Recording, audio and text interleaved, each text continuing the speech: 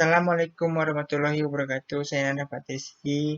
Di sini saya akan menjawab tugas satu mata kuliah rekayasa perangkat lunak sistem informasi, di mana saya akan mempresentasikan ringkasan SDLC yang diambil dari jurnal penerapan SDLC dalam mengembangkan audio forensik. Terdapat 5 tahapan SDLC. Pertama, planning. Planning itu mengidentifikasikan framework tiket audio forensik. Planning itu perencanaan awal di mana kita akan melakukan identifikasi terhadap framework sebelumnya yang berkaitan dengan audio forensik. Pada planning ini terdapat 3 jenis framework teknik investigasi audio forensik yang telah diidentifikasi. Pertama, framework audio forensik yang dikembangkan oleh R.R. Hussein, N.K.D.A. Jayanti, dan D.P. Ustiandi yang menghasilkan 7 tahapan utama. Yang kedua yaitu investigasi audio forensik yang dikembangkan oleh J. Wicaksono dan Y. Prayut yang menghasilkan 4 tahapan dalam melakukan investigasi forensik terhadap audio. Yang ketiga, audio forensik analis yang dikembangkan oleh M. Nu Al-Hazar bersama dengan Digital Forensic Analysis Team atau DFAT Bareskrim Mabes Polri yang merujuk pada dokumen FBI. Framework ini memiliki 4 tahapan dalam melakukan pemeriksaan terhadap file audio forensik. Tahapan kedua pada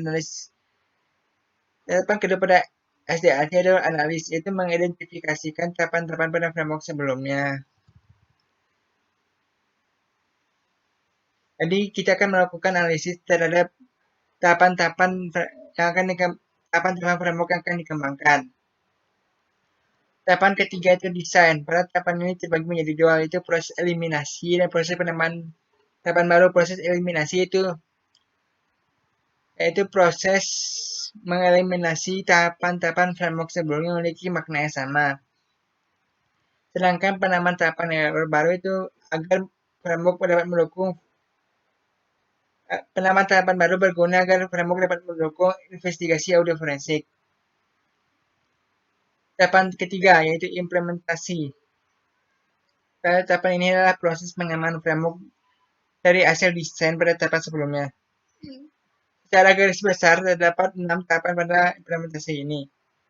Pertama, pre-proses merupakan tahapan awal dalam proses investigasi audio forensik, di mana tahapan ini terdiri dari 3 subtahapan, yaitu notifikasi, yakni pemberitahuan pelaksanaan investigasi kepada penegak hukum. Kedua, authorization merupakan tahapan mendapatkan akses atau hak terhadap barang bukti. Dan status hukum proses penyidikan terhadap barang bukti. Dan yang terakhir adalah preparation, ini tahapan persiapan melakukan identifikasi terdiri dari tim, HR maupun server di tempat kejadian perkara. Tahapan ketiga pada implementasi yaitu reaktif. Pada tahapan ini akan menyediakan penyelidikan dan identifikasi terhadap barang bukti yang ditemukan.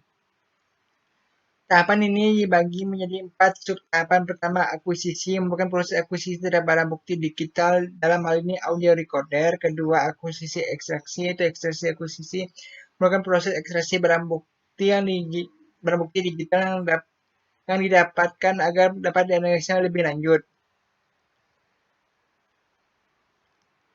Ketiga, autentikasi, merupakan proses pengecekan adanya manipulasi atau pengeditan terhadap barang bukti audio.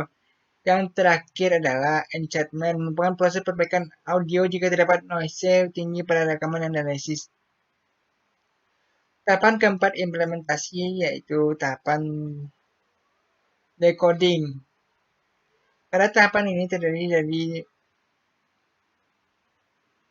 tahapan transkrip rekognisi yang merupakan proses pembuatan transkrip percakapan yang ada pada rekaman analisis. Tahapan kelima, analisis, merupakan proses mengidentifikasi rekaman menggunakan teknik voice recognition dengan beberapa metode antara lain metode analis speech, metode analis ANOVA, analis record, analis graphical distribution, dan analis spektrogram.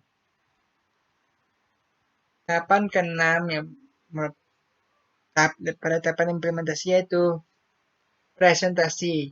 Jadi pada tahapan ini kita akan membuat laporan hasil analis audio forensik yang dilakukan dengan membuat visualisasi bahan presentasi jika dibutuhkan saat persidangan.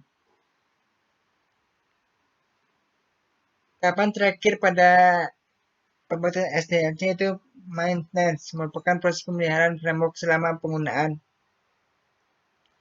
Tahapan ini merupakan tahapan pengecekan terhadap framework untuk memberikan dukungan terhadap penggunaan agar tetap mampu beroperasi secara benar.